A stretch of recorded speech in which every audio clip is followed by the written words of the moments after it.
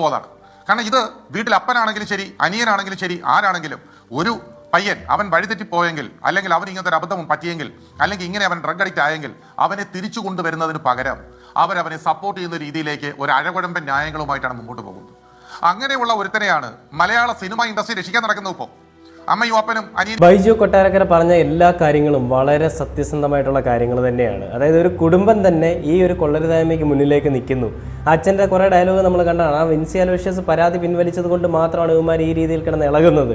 വിൻസി അലോഷ്യസിൻ്റെ പരാതി ഉണ്ടായിരുന്നെങ്കിൽ എന്തായാലും വിൻസി അലോഷ്യസിനെ ഇനി ഒറ്റപ്പെടുത്തും, മാറ്റി നിർത്തും. പക്ഷേ ആ ഒരു പരാതിയുമായിട്ട് തന്നെ മുന്നിലേക്ക് പോയിരുന്നെങ്കിൽ ഒരുപക്ഷെ ഈ പറയുന്ന ഷൈൻ എന്ന് പറയുന്ന ആ കുറ്റവാളിയെ, അല്ലെങ്കിൽ ഷൈൻ എന്ന് പറയുന്ന ഒരു ലഹരിക്ക് അടിമയെ മാറ്റി നിർത്താനും അവനെതിരെ തക്കതായ ശിക്ഷ അല്ലെങ്കിൽ നടപടികൾ സ്വീകരിക്കും നമ്മുടെ പോലീസിനും നിയമ സംവിധാനത്തിനും സാധിച്ചതിന് ഈ ഒരു സമയത്ത് ഞാൻ പറയുകയാണ്. അതോടൊപ്പം തന്നെ ഇനി ഷൈൻ ടോം ചാക്കോയുടെ അനിയൻ പറഞ്ഞ കുറച്ച് വാക്കുകളുണ്ട്, അതുകൂടെ നമുക്കൊന്ന് കേട്ടു നോക്കാം. ഞാൻ ആദ്യം പറഞ്ഞതുപോലെ തന്നെ ഈ റൺ